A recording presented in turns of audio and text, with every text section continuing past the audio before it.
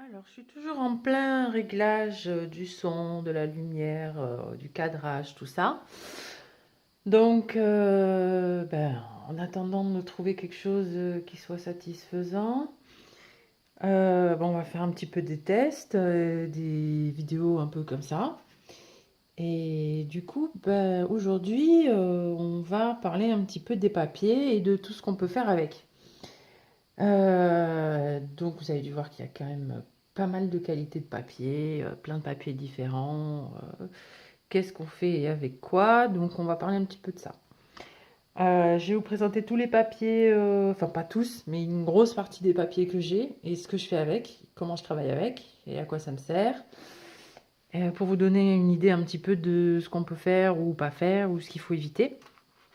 Et puis peut-être que dans d'autres vidéos, on approfondira un peu plus le sujet. Là, c'est une revue un peu rapide de ce qu'on peut faire. Donc, je vais commencer avec le papier le plus cheap, celui qui coûte le moins cher. C'est le gros carnet à croquis Canson, quand même super épais. C'est un paquet de 120 feuilles, 90 grammes. Donc il y a de quoi faire, hein, il y a tellement de quoi faire. Oui, mon fils, il en a profité, il a fait plein de dessins partout. Donc le papier, il se présente comme ça, c'est un A4. Les feuilles sont assez fines.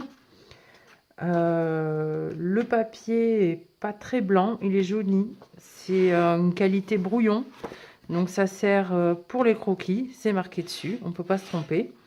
On peut faire des trucs un peu plus avancés, mais on ne sera pas forcément satisfait. Enfin, faut savoir où on va dès le départ, quoi.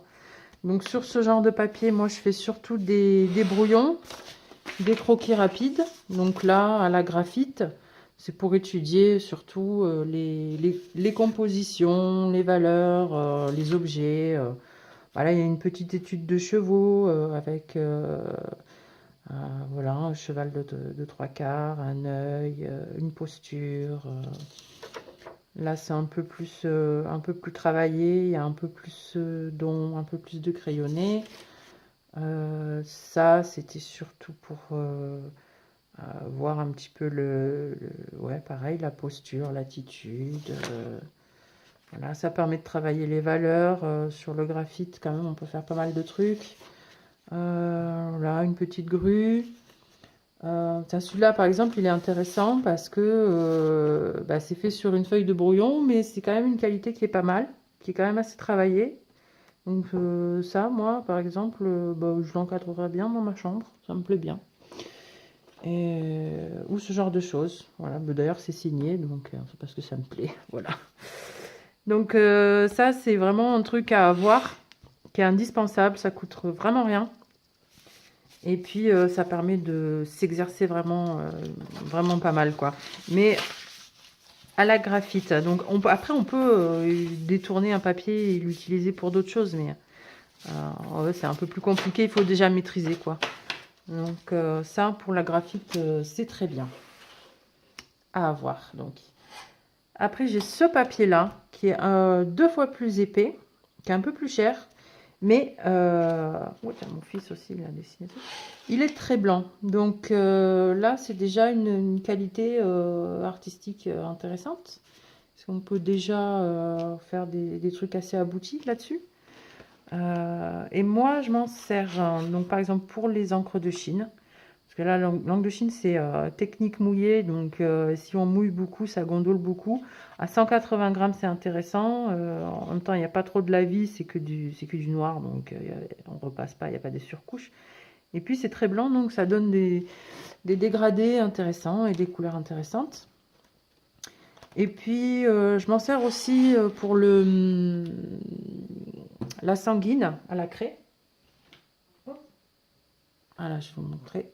Ça, c'est une petite boîte d'esquisse, carré d'esquisse, avec plusieurs couleurs et plusieurs duretés. C'est intéressant pour étudier les valeurs sur un tableau qu'on veut peindre plus tard, que ce soit à l'aquarelle, à l'acrylique, à la gouache, ce que vous voulez. C'est toujours intéressant d'étudier d'abord les valeurs avec un monochrome euh, pour voir un petit peu où est-ce qu'on va mettre de la lumière et où est-ce qu'on va mettre de l'ombre, quelles sont les zones qui vont être très foncées, les zones les plus claires. Donc c'est un papier qui marche très bien pour ça aussi, hein, puisque bon, il est quand même assez épais, puis il y a un grain fin, donc ça accroche bien. C'est un grain, ouais, c'est un grain fin, donc à l'encre de Chine, ça peut être sympa aussi. Euh, hop, là, j'en ai plein. Hop. À l'encre de Chine, celui-là par exemple, il est tout simple, c'est à la plume, à l'encre de Chine, mais je l'ai quand même fait sur un bon papier parce que j'avais envie d'un truc sympa. Peut-être que je vais le mettre en couleur après, un jour, je sais pas. Enfin, ouais, j'avais envie d'un truc avec un papier très blanc, très net comme ça. Donc ça peut être chouette. Et puis aussi pour... Hop, où est-ce que c'est? Voilà. Pour faire des graphites, mais plus travaillé, plus net. Donc là, on voit par exemple la différence entre celui-là et celui-là. Ben, celui-là, il y a des zones d'ombre, de valeur, etc.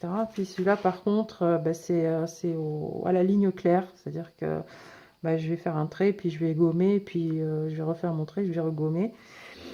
Il faut quand même un papier qui soit épais et qui supporte bien les gommes, tandis que là, c'est plus... enfin, il a l'air travaillé, mais à la base, il est quand même plus instinctif. Je me suis pas trop, je me suis pas trop saoulée pour le faire, celui-là. Donc voilà, quelques traits, quelques gommages, et puis c'était bon, quoi. Celui-là, il y avait tout qui était quand même... chaque détail était important, donc ça peut être un papier qui est intéressant aussi pour ça. Après, qu'est-ce que j'ai comme papier? J'ai ce type de papier. Alors, celui-là, je l'ai reçu il n'y a pas longtemps. C'est Déborah qui me l'a offert. Merci, chérie. Donc, c'est toujours intéressant d'avoir ce type de papier, ce genre de gros blocs, hein, des gros blocs comme ça, de 300 grammes, donc qui supportent bien le mouillé. Hein, pour tous ceux qui font des techniques mouillées, hein, que ce soit l'aquarelle, la gouache ou je sais pas, l'acrylique, c'est intéressant d'avoir des gros blocs pour bien s'exercer. Alors c'est de la cellulose, c'est pas du coton, donc il va pas avoir les mêmes qualités que du papier coton. Et c'est bien de s'exercer là-dessus avant de passer sur du papier coton, parce que le papier coton, ça coûte quand même très cher. C'est pas à la portée de toutes les bourses. Donc, il vaut mieux d'abord s'essayer sur un papier qui, sans être de trop mauvaise qualité, soit quand même pas trop cher, pour pas être trop déçu dès le début. Donc, et avec ça, on peut faire des trucs assez sympas. Bon, moi, j'aime bien celui-là. Celui-là, je l'ai fait au crayon aquarellable. C'était pour montrer qu'en fait, le crayon aquarellable, souvent on l'utilise pour faire des dessins qui sont très clairs. Et puis là, j'avais envie de montrer qu'on pouvait faire des choses très pigmentées et très vives. Donc, je vous expliquerai peut-être un jour. C'est très simple, hein. Il suffit juste d'appuyer très fort sur son crayon et d'avoir un papier très épais. Et du coup, on peut avoir... Mais d'un autre côté, on perd aussi un peu la transparence de l'aquarelle, mais on peut faire des trucs sympas. Donc ça, c'est des blocs économiques. À l'achat, c'est entre 20 et 30 euros. Et puis, vous avez une centaine de feuilles, donc vous avez de quoi faire. Après, j'ai d'autres papiers pour les techniques sèches.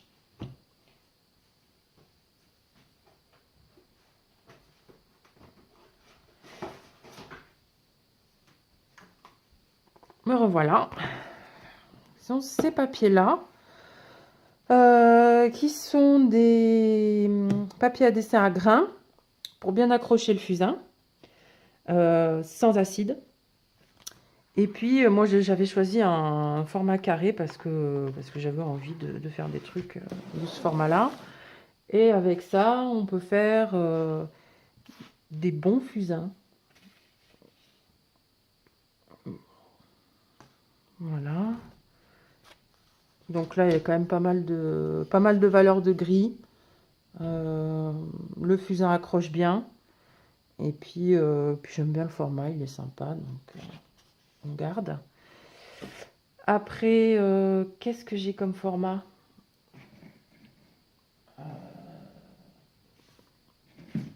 T'as toujours papier cellulose avec un grain moyen, mais d'un format un peu plus grand. Mais là, je peux pas reculer, c'est dommage parce que bon, la caméra est pas assez haute, mais bon. Et pareil, grain moyen, technique sèche, ça accroche bien, c'est intéressant. On peut faire des trucs chouettes. Voilà. Et puis après, j'ai des papiers spéciaux parce que j'aime bien travailler en noir et blanc.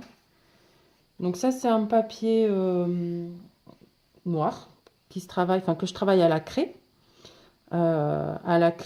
et avec des touches de pastel. J'aime bien l'effet que ça donne, c'est sympa. Hop. Voilà, celui-là j'avais fait il y a un moment, mais je trouve que ça rend super bien. Et celui-là, en fait, il attend d'être encadré. D'ailleurs, si vous avez de l'argent, que vous ne savez pas quoi faire, achetez-moi des cadres. Voilà. Et après, vous avez la Rolls des papiers, qui est le papier coton. Alors celui-là, hop, voilà, c'est un papier arche, papier coton. C'est intéressant d'en avoir quand on est déjà à un niveau un peu avancé. Faut pas non plus attendre trop longtemps avant de commencer à peindre sur du papier coton pour ne pas justement se limiter. Parce qu'en fait, il faut vraiment avancer au fur et à mesure de sa technique. C'est voilà, si j'ai fait des progrès dans un truc, eh ben, je peux me permettre un papier un peu plus coûteux qui va être de meilleure qualité parce que ça va m'aider à progresser dans ma technique et ainsi de suite quoi. C'est des paliers, voilà.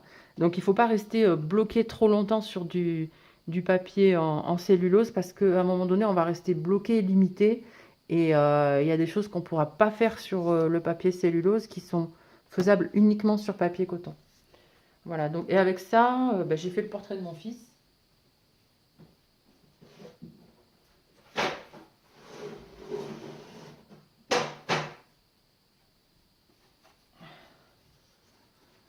Hop, qui est boum, en cours d'encadrement. Donc j'ai pris une Marie-Louise. La Marie-Louise, c'est le cadre gris qu'il y a autour. Hop, j'ai pris une Marie-Louise. Un vert, voilà, normal, hein, je ne vais pas non plus me ruiner en cadre. Et voilà, avec du papier coton, on peut faire des aquarelles qui sont très vives, très profondes, avec beaucoup d'effets, que ce soit dans les valeurs ou dans les clairs, les obscurs, voilà, les touches de blanc. On peut vraiment faire...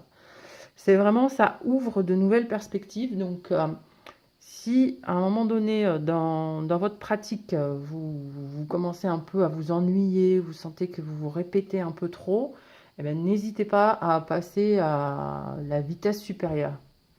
Et puis si vous ne pouvez pas vous l'offrir parce que c'est quand même un papier assez cher, trouvez comme moi de bons mécènes, de gentils twittos qui vont vous aider. Et je vous assure que vous allez halluciner tellement les gens ils sont sympas.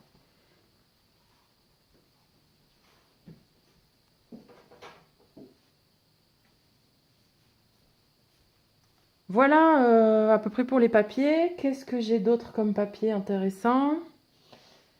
Euh,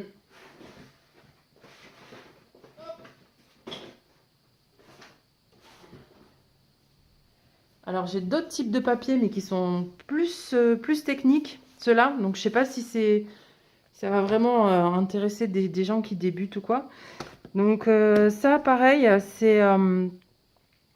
C'est un papier, mais pressé papier coton, toujours, mais avec un grain satin. Donc il y a des effets différents, j'en parlerai dans une autre vidéo.